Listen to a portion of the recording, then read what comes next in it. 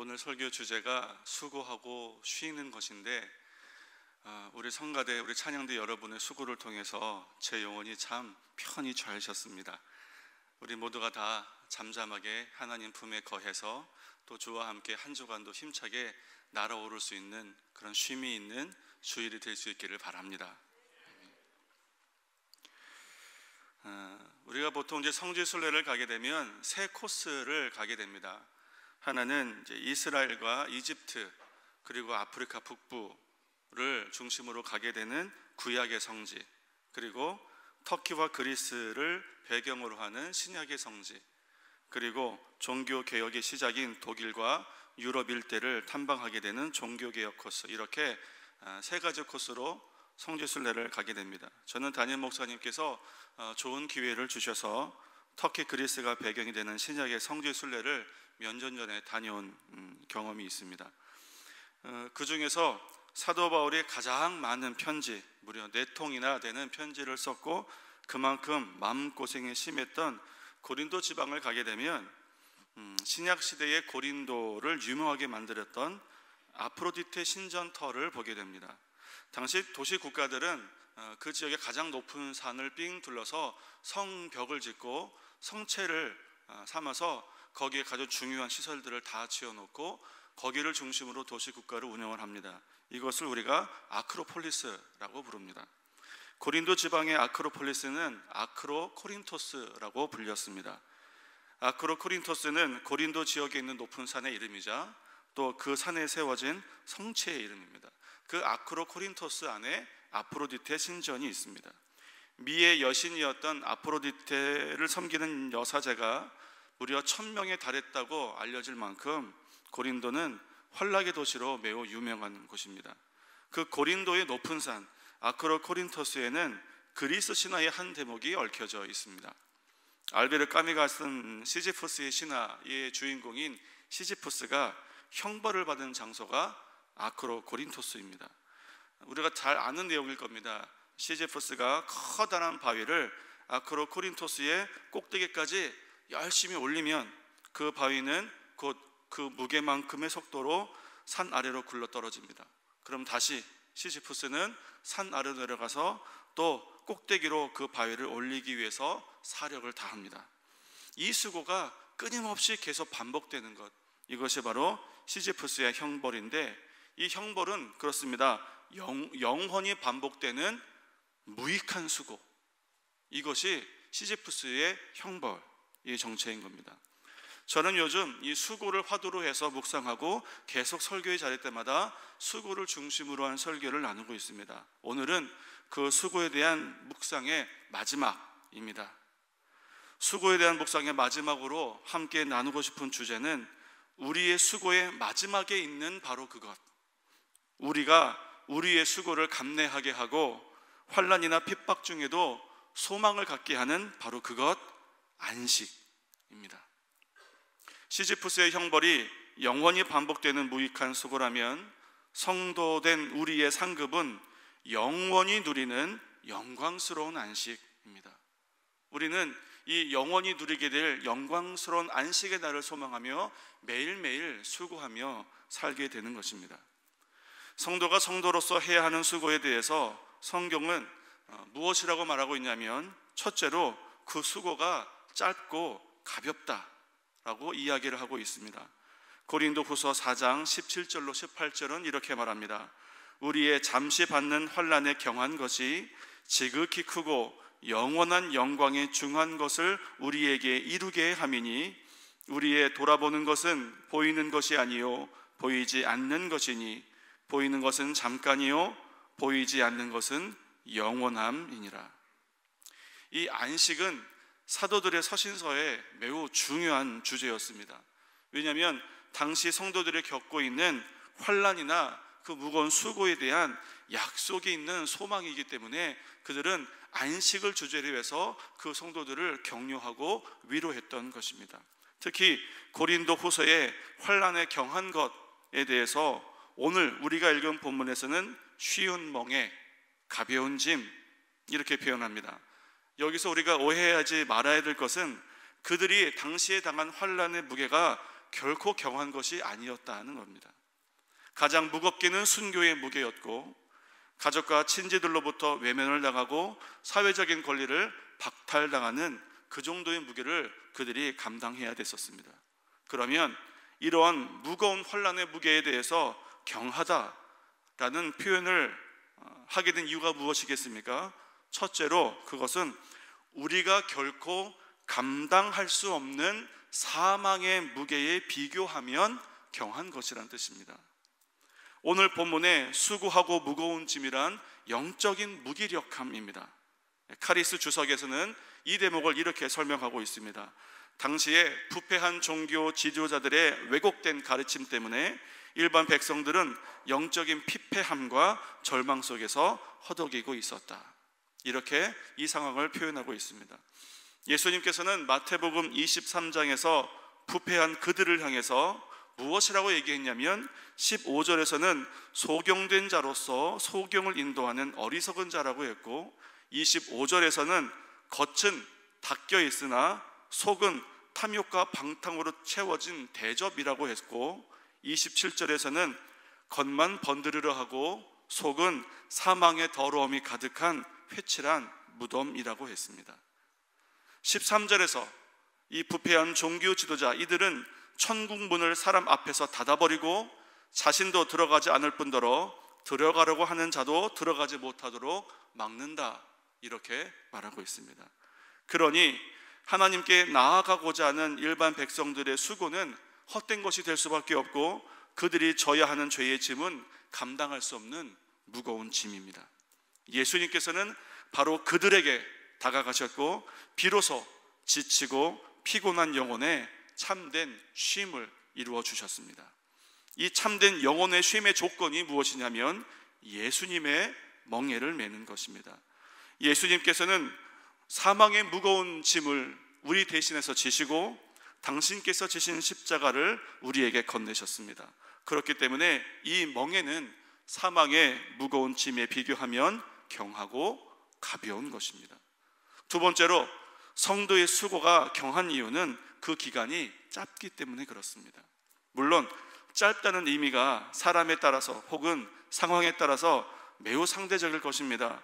우리가 흔히 농담처럼 말하는 하루살이가 하는 말 중에 가장 의미 없는 말이 내일 다시 만나자라는 거죠.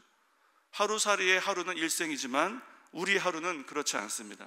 그러니까 짧다라는 것이 사람에 따라서 또 환경에 따라서 상대적이겠지만, 그렇기 때문에 우리는 잠시 밟는 환난에 경한 것을 묵상할 때 꼭 기억해야 될 것은 우리의 모든 일생이라 하더라도 비교할 수 없는 영원한 안식이 그 대상이라는 것을 알아야 한다는 것입니다. 요즘은 100세 시대라고 말합니다. 하지만 그 장수하는 100세조차도 영혼에 비교하면 짧을 수밖에 없는 것입니다. 우리가 우리 몫의 멍에인 자기 십자가를 지고 걸어야 하는 곳은 히브리서 13장 13절의 표현대로 하자면 영문 밖에 계신 그리스도에게까지입니다.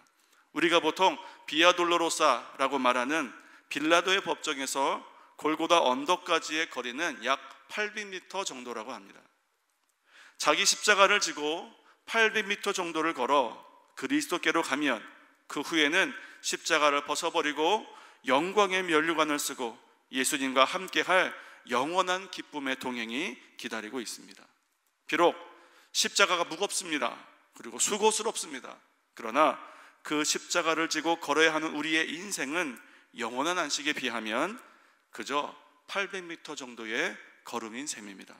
그렇기 때문에 우리의 수고는 잠시의 수고가 될 수 있습니다. 세 번째로 우리의 환난이 경하다고 말한 이유는 그 멍에를 우리에게 지으신 주인이 되시는 예수님의 성품이 온유하고 겸손하기 때문에 그렇습니다. 신학생들은 토요일과 주일에 온종일 교회에서 봉사를 하기 때문에 번듯한 아르바이트를 구하기가 어렵습니다.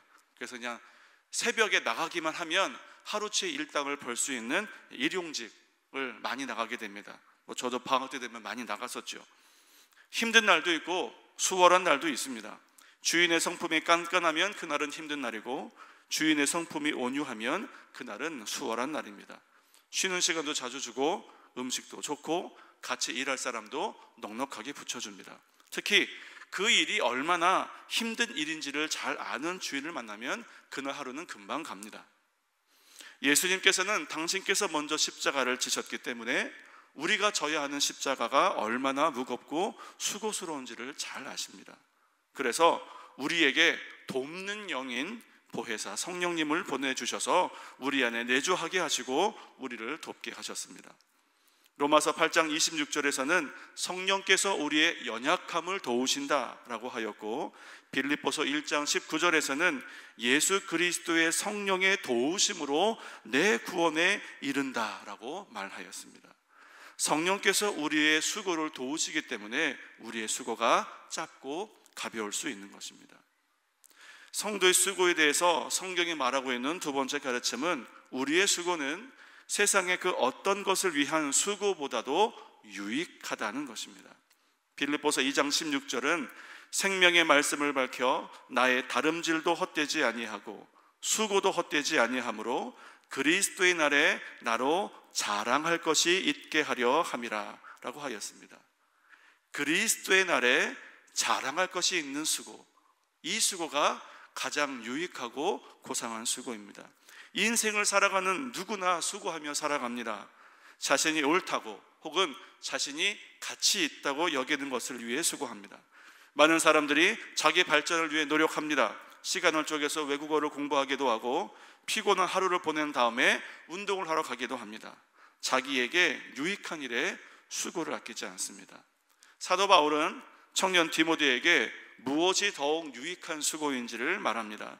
디모데전서 4장 8절에 보면 육체의 연습은 약간의 유익이 있으나 경건은 범사에 유익하니 금생과 내생에 약속이 있느니라 라고 하였습니다.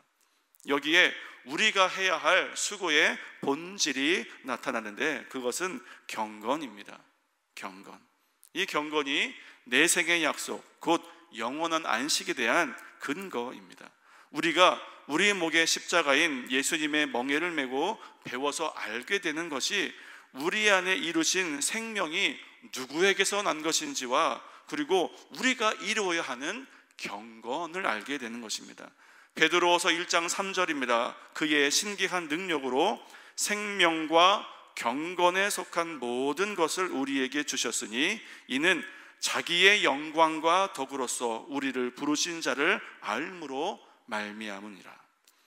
우리는 이 경건의 수고를 통해서 우리를 부르신 자가 누구신지와 우리를 부르신 목적이 무엇인지를 알 수 있게 되는 것입니다. 이 수고야말로 그리스도의 날에 자랑할 것이 있는 수고이고 가장 귀하고 유익한 수고입니다. 우리의 수고는 경합니다. 그리고 우리의 수고는 매우 가치가 있는 수고입니다. 그리고 세 번째로 우리의 수고는 참된 쉼이 보상으로 약속되어져 있는 수고입니다. 히브리서 4장 9절로 10절입니다. 그런즉 안식할 때가 하나님의 백성에게 남아있도다. 이미 그의 안식에 들어간 자는 하나님이 자기 일을 쉬심과 같이 자기 일을 쉬느니라. 히브리서 4장은 안식일에 대해서 가르치고 있는 대목이 있는 장입니다. 왜 초대교회부터 지금까지 교회는 구약의 안식일이 아니라 예수님께서 부활하신 날, 그러니까 안식 후 첫날을 안식일로 거룩하게 기념하고 하나님께 예배하는 날로 삼았을까요? 그것은 예수님께서 죽으시고 부활하셔서 우리의 구원을 위한 예수님의 수고가 완성된 그 날이 바로 우리에게 안식이 주어진 날이기 때문에 그렇습니다. 우리가 어떻게 구원을 누리게 되고 천국에서 영원한 안식에 들어갈 자격을 얻게 되었습니까? 예수님께서 우리를 위한 구속의 사역을 이루셨기 때문입니다. 그러니까 우리의 안식은 예수님께서 죽으시고 부활하셔서 비로소 우리에게 주어진 겁니다. 그러니까 그날이 바로 우리의 안식일인 것이고 거룩하게 우리가 하나님께 예배하는 날로 드리는 것입니다.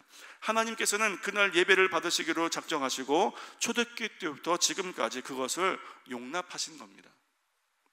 애초에 안식일은 인생들을 위해 정해진 날입니다. 하나님을 위해서가 아니라 우리들을 위해서 안식일이 생긴 겁니다. 그리고 그 안식을 꼭 지키도록 하나님께서는 그날을 거룩하게 지키라고 명령하신 겁니다. 그러니까 안식은 하나님의 명령입니다. 반드시 꼭 지켜야 하는 하나님의 명령입니다. 안식의 기원은 당연하게도 하나님의 천지창조의 사건입니다.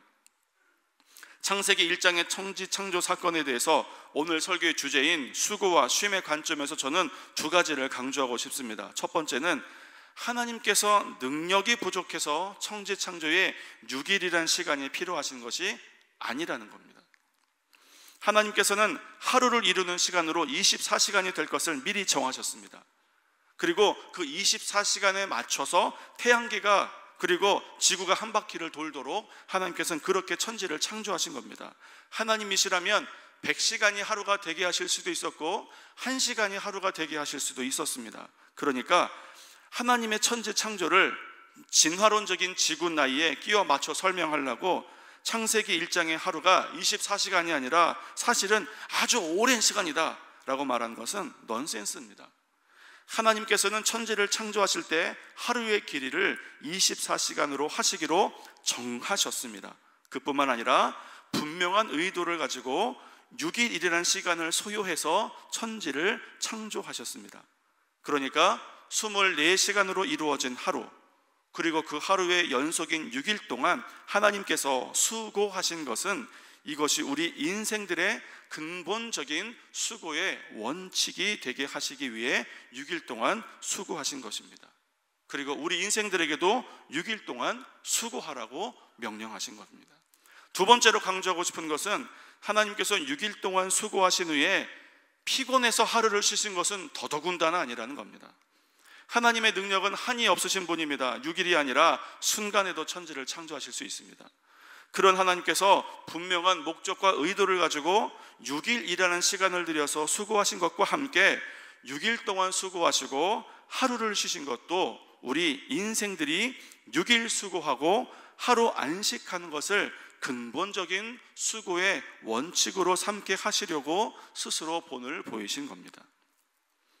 왜 하나님께서 하나님의 무한한 능력이 드러난 6일 동안의 창조의 기적을 기념하라 라고 하지 않으시고 하나님께서 일을 마치고 쉬신 그 하루를 거룩하게 기념하라 라고 하셨겠습니까? 6일 모두가 그렇다면 적어도 하나님의 창조가 완성되시고 보시기에 심히 좋았던 6일째가 기념하기엔 더 뜻깊은 날입니다. 봐라, 이 날이 하나님의 창조가 완성된 날이고 하나님 보시기 심히 좋은 날이니까 너희들은 이 완성된 6일을 기념하라 라고 하는 것이 더 기념에 합당한 날입니다. 그런데 하나님께서는 6일째를 기념하라고 하지 않으시고 하나님께서 쉬신 7일째를 거룩하게 지키라고 우리 인생들에게 명령하셨습니다. 하나님께서 안식의 본을 보이신 그날을 우리 인생들이 반드시 지키게 하시려고 안식하신 그날을 기념해서 우리에게 거룩하게 지키라고 한 것입니다. 그러니까 창조의 완성은 안식입니다. 하나님께서 7일 동안의 수고와 쉼의 본을 보이신 것처럼 가장 중요하게 우리 인생들에게 지키게 하신 것은 바로 쉼입니다. 그래서 안식의 날을 거룩하게 하셨고 여호와를 경외하는 모든 인생들이 반드시 지키게 하셨습니다. 그날은 종과 노예도 쉬어야 합니다. 짐승도 멍에를 매서는 안 됩니다. 심지어 6년 동안 수고한 땅도 7년째는 쉬어야 합니다. 하나님은 쉼이 필요한 분이 아니시지만 우리 인생들에게는 쉼이 반드시 필요합니다. 그래서 우리 인생들에게 꼭 필요한 쉬는 날을 하나님께서 중요한 날로 정하셔서 반드시 쉬게 하신 것이고 그 날을 예비하는 날로 정하신 겁니다. 그래서 안식일은 우리 인생들을 위한 날인 것입니다.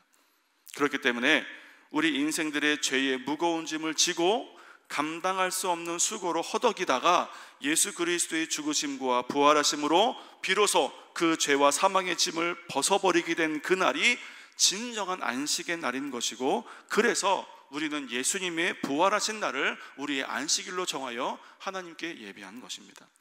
제7일을 안식일 교단이나 많은 이단들이 우리를 정죄할 때 쓰는 말이 왜 구약의 안식일을 범하고 주일을 안식일처럼 정해서 십계명을 어기느냐라고 비판하지만, 이것은 성경이 말하는 참된 안식의 의미가 무엇인지, 왜 하나님께서 우리 인생들을 위해서 안식일을 정하셨는지, 그리스도로 말미암아 우리에게 비로소 주어진 참된 안식이 무엇인지를 모르는 사람들이 하는 어리석은 비판입니다. 수고와 쉼은 창조의 규례이자 역사를 관통하는 하나님의 섭리입니다. 성경은 하나님의 천지 창조라는 수고로 시작하고 있고 예수 그리스도의 재림으로 누리게 되는 쉼으로 성경을 마치고 있습니다. 즉 수고하고 쉬는 것은 하나님의 역사의 시작과 끝이고 역사의 마지막 날까지 우리가 지키고 누려야 하는 삶의 원칙이 수고하고 또 쉬는 것입니다.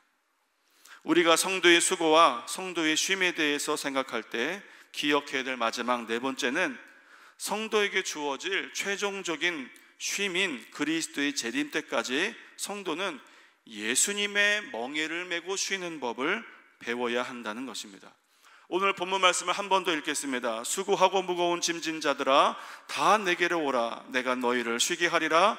나는 마음이 온유하고 겸손하니 나의 멍에를 메고 내게 배우라. 그러면 너희 마음이 쉼을 얻으리니 이는 내 멍에는 쉽고 내 짐은 가벼움이라 하시니라. 무거운 짐은 죄의 짐이라고 말씀을 드렸습니다. 우리가 결코 감당할 수 없는 무게이고 이겨낼 수 없는 수고입니다. 그 죄의 무게를 예수님께서 대신 지시고 우리로 쉬게 하셨습니다. 우리의 영혼이 죄로부터 자유함을 얻어서 안식을 누리게 하셨습니다. 그런데 예수님께서는 연이어 말씀하시기를 멍에를 메라 이렇게 말씀하십니다. 쉬는 것과 멍에를 메는 것은 서로 모순되는 말입니다. 멍에를 벗어야 쉬는 거죠. 그러니까 예수님께서 우리에게 쉬어라, 그런데 내 멍에를 메라 라고 말하는 것이 언뜻 우리에게 잘 이해가 되기 어렵습니다. 그런데 예수님께서는 그렇게 말씀하셨습니다. 이 말씀을 이해하려면 우리는 먼저 로마서 6장 16절을 알아야 합니다. 로마서 6장 16절은 이렇게 말합니다. 너희 자신을 종으로 들여 누구에게 순종하든지 그 순종함을 받는 자의 종이 되는 줄을 너희가 알지 못하느냐. 혹은 죄의 종으로 사망에 이르고 혹은 순종의 종으로 의에 이르느니라. 로마서 6장 16절이 우리에게 말하고 있는 것은 우리는 죄의 종으로 살든지 순종의 종으로 살든지 양자택일 해야 된다는 겁니다. 사망의 멍에를 매든지 의의 멍에를 매든지 둘 중에 하나의 멍에는 하여튼 매야 된다는 겁니다. 그게 우리 인생입니다. 마귀로부터도 자유하고 하나님께로부터도 자유한 인생이라는 없습니다. 빛이 아니면 어두움인 것처럼 우리는 죄의 종으로 살든지 순종의 종으로 살든지 둘 중에 하나는 택해야 합니다. 그러니까 우리는 수고하고 무거운 죄와 사망의 짐을 지든지 아니면 가볍고 쉬운 예수님의 멍에를 매든지 둘 중 하나는 어깨에 매야 하는 게 우리 인생인 겁니다. 멍에는 종이라는 신분의 상징입니다. 디모데전서 6장 1절은 말합니다. 무릇 멍에 아래에 있는 종들은 자기 상전들을 범사에 마땅히 공경할 자로 알지니. 종들에 대해서 멍에 아래에 있는 종들이라고 말하고 있습니다. 그러니까 멍이라는 것은 내가 종입니다라는 것의 상징인 겁니다. 우리가 예수님의 멍에를 맨다는 것은 우리가 그리스도께 속해 있습니다 라는 뜻입니다. 그리스도께 속해 있는 자만 누릴 수 있는 그 마음의 쉼, 그 영혼의 안식, 그것을 누리기 위해선 우리가 그리스도의 멍에를 쥐는 것이 마땅합니다. 그러니까 그리스도의 멍에를 매야 마음의 쉼을 얻는다는 말은 정말 지극히 참되고 마땅한 말이 되는 것입니다. 멍에라는 것이 종의 신분의 상징이자 또한 멍에는 사명의 상징이기도 합니다. 빌립보서 4장 3절에서 바울은 이렇게 말합니다. 또 참으로 나와 멍에를 같이 한 자 내게 구하노니. 나와 함께 멍에를 같이 한 자. 빌립보 교회 성도들을 향해 바울은 나와 같은 멍에를 맨 자라고 표현하고 있습니다. 복음 증거의 사명을 같이 감당하는 자라고 말하고 있는 겁니다. 그리스도를 따르는 제자들인 우리들은 십자가를 지고 쉬는 법을 배워야 합니다. 그리스도의 군사인 우리는 전신갑주를 입고 쉬는 법을 배워야 합니다. 그리스도의 종인 우리는 그리스도의 멍에를 메고 쉬는 법을 배워야 합니다. 이것이 마땅한 그리스도의 종과 그리스도의 군사와 그리스도의 제자의 모습인 겁니다. 군대는 5분 대기조라는 게 있습니다. 어떠한 상황이나 작전이 되었든지 5분 안에 출동하기 위해서 따로 구별된 분대나 소대 단위를 5분 대기조라고 합니다. 5분 대기조가 딱 되면 밥 먹을 때도 완전 군장을 어깨에서 벗어버리지 않습니다. 잠을 잘 때도 군화를 풀지 않습니다. 다 칭칭 동요매고 잠을 잡니다. 어떤 때든지 사이렌 소리가 들리면 5분 안에 본부대까지 나아가야 됩니다. 3일이든 5일이든 일주일이든 2주일이든 대기가 풀릴 때까지 긴장 속에서 쉬는 법을 배워야 합니다. 처음에는 어색합니다. 불편하고 괴롭습니다. 그러나 이것이 마땅한 일인 줄 알고 계속해 나가다 보면 익숙해지게 되고 자연스러워지고 몸에, 생활에, 습관에 배게 됩니다. 우리가 그리스도의 멍에를 메고 마음의 쉼을 얻는 것도 그렇습니다. 우리는 예수님께서 지워주신 멍에를 메고 수고하고 쉬면서 그분을 닮아가게 됩니다. 이것이 성도의 삶이고 우리의 성화의 요체입니다. 사랑하는 성도 여러분, 우리의 쉼은 세상의 쉼과는 분명하게 다릅니다. 남들 다 쉬는 주일에 일찍부터 나와서 예배하고 봉사하고 그렇게 하루를 보내다 보면 평일보다 더 바쁘게 보내기도 합니다. 그럼에도 불구하고 우리는 주일에 하나님 앞에 나와 예배하고 섬기고 교제하고 봉사하면서 마음에 쉼을 얻습니다. 특별히 오늘은 찬양대의 찬양을 통해서 여러분들의 귀한 수고를 통해서 제 마음에 큰 쉼을 누릴 수 있게 되었습니다. 성도는 주일에 교회에 나와서 서로의 어깨에 매어 있는 그리스도의 멍에를 고쳐주고 또 서로 한 주간 승리하자 이렇게 격려하면서 한 주간에 살아갈 힘을 얻는 것이 성도입니다. 그리고 우리 성도들은 그러한 7일을 그리스도의 날까지 계속 반복하면서 언젠가 반드시 우리에게 주어질 영원하고 영광된 참된 안식의 날을 고대합니다. 사랑하는 성도 여러분, 그것이 성도의 수고이고 또 이것이 성도의 쉼입니다. 그러니까 종일 6일 동안 일하시고 7일째 주일에 교회에 오셔서 수고하시다 보면 육체가 피곤하시죠. 그러다 보면 깜빡 조실 수 있습니다. 특히 오늘처럼 설교가 재미없는 저가 되면 더 그렇지요. 쉬세요. 괜찮습니다. 하나님께서 쉼을 주시는 거예요. 그리고 그럼에도 불구하고 피곤한 몸을 이끌고 주 앞에 나와 예배하고 섬기고 봉사하면 우리의 마음이, 여기서 말하는 마음이라는 것은 우리의 번역이 마음이라고 되어 있지만 헬라의 원어에 보면 이것은 영혼이라고 이해하는 것이 훨씬 더 가깝습니다. 우리가 예수님의 멍에를 메고 예수님과 함께하면 예수님께서 주실 수 있는 우리의 영혼의 쉼을 얻을 수 있는 겁니다. 어느 목사님은 자기가 담당하고 있는 지체들에게 이렇게 늘 얘기한다고 하잖아요. 쉬는 것은 관뚜껑 덮고 하자. 그 전까지는 일하자. 이렇게 얘기한다고 합니다. 저도 제가 이제 가르치는 제자들이 많다 보니까 그 중에 지금도 사역의 길을 가고 있는 제자들이 여럿 있습니다. 그 중에 한 친구가 신학대학생 1학년이 되었을 때 제가 있는 사무실에 찾아왔을 때를 전 지금도 기억합니다. 제 사무실은 그때 그 교육국 사무실 중에 가장 후미지고 구석된 자리가 제 자리입니다. 늘 시끄럽거든요. 거기는 늘 애들이 와서 시끄러우니까 구석된 자리가 제 자리인데 제가 거기서 업무를 보고 있는데 그 친구가 저한테 걸어와서 땅바닥에 털썩 주저앉는 거예요. 털썩. 그러더니 이렇게 말하는 거예요. 전도사님, 저 도저히 힘들어서 못하겠어요. 제가 도저히 힘들어서 못할 것 같아요. 이거 좀 내려놓고 싶어요. 저 일 안 하고 싶어요. 라고 털썩 주저앉아서 정말 피곤에 쩔어서 저한테 그렇게 얘기를 하더라고요. 제가 의자에 앉아서 일을 하다가 그 친구는 주저앉아 있으니까 이렇게 옆을 내려봤습니다. 참 안 됐더라고요. 참 안 된 마음이 여기 있는데 또 다른 가슴에 무슨 마음이냐면 이 친구는 평생 하나님의 사역자로서 평생 달려가야 될 친구인데 지금 이 친구가 힘들다고 수고를 놔버리면 과연 평생 경주할 수 있을까? 걱정됐습니다. 그래서 제가 그 친구에게 했던 말이 지금도 기억합니다. 얘 누구야, 목회자는 달리면서 쉬는 법을 배워야 돼. 일하면서 쉬는 법을 배워야 한단다. 힘들다고 피곤하다고 상처 입었다고 당장 내려놓으면 쉼이 될 것 같지만 사실은 그 쉼은 예수님의 제자가 쉴 수 있는 쉼은 아니란다. 지금은 힘들겠지만 우리 계속 달려가면서 쉬어보자. 이렇게 얘기를 했습니다. 그 친구요, 지금 부산에서 아주 사역 잘하고 있습니다. 저는 비교할 수도 없을 정도로 매우 사역을 잘하고 있습니다. 청출어람 청어람이라고 매우 자랑스럽습니다. 지금도 매우 열심히 사역하고요, 얘는 언제 쉬나 싶을 정도로 열심히 사역합니다. 사랑하는 성도 여러분, 이것이 비단 목회자의 일이겠습니까? 저와 여러분 다 마찬가지입니다.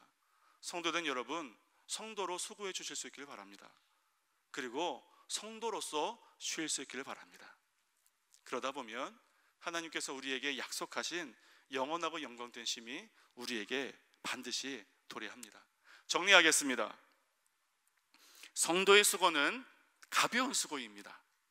죄의 무거운 짐은 예수님께서 대신 지셨습니다. 우리에게는 그분의 멍에를, 그 가볍고 쉬운 멍에를 우리에게 지워주셨을 뿐입니다. 우리의 수고가 가볍다는 것 잊지 마시기 바랍니다. 두 번째로, 성도의 수고는 유익한 수고입니다. 그리스도의 날에 자랑할 것이 되는 수고입니다. 내가 세상에서 박사학위가 몇 개고 사업체가 몇 개고 이런 것 그리스도의 날에 자랑거리나 되겠습니까? 하나님은 그 어떤 지혜보다 지혜롭고 어떤 명예보다 명예로운 분인데 세상에서 우리가 가져가는 거 뭐가 하나님 앞에 자랑이 되겠습니까? 그러나 그리스도의 날에 수고와 그리스도의 날에 섬김이 자랑이 되는 것은 바로 우리 성도의 특권입니다. 그러니까 열심히 수고하셔서 자랑거리를 많이 만들어 놓으실 수 있기를 바랍니다. 세 번째로, 성도의 수고는 참된 안식이 보장되어 있는 수고입니다. 창조의 완성도 안식이고 역사의 시작과 끝도 수고와 안식입니다. 하나님께서는 우리에게 영원하고 영광된 안식의 날을 꼭 약속하셨습니다. 한 번 약속하면 잊어버릴까 봐 성경 곳곳에 여러 번 확인해 두셨습니다. 그러니까 그 영원하고 영광된 안식의 날을 사모하시면서 수고하실 수 있길 바랍니다. 네 번째로, 성도는 멍에를 메고 쉬는 법을 배워야 합니다. 멍에는 종된 신분의 상징입니다. 그리스도의 멍에를 벗고 쉬는 것은 다시 죄의 무거운 짐을 지는 것과 같습니다. 또한 멍에는 사명의 상징입니다. 우리의 쉼은 사명을 감당하기 위한 재충전입니다. 따라서 우리는 멍에를 메고 쉬는 법을 내 몸에, 내 생활에, 내 습관에 배게 해야 합니다. 사랑하는 성도 여러분, 성도로 수고하시고 성도가 누리는 쉼을 누리시기를 축원합니다. 성도에게 약속된 영원하고 영광된 참된 안식의 날을 소망하시면서 매일매일 삶 속에서 우리에게 주어진 그 그리스도의 멍에를 기쁘고 넉넉하게 지시기를 주님의 이름으로 축원합니다.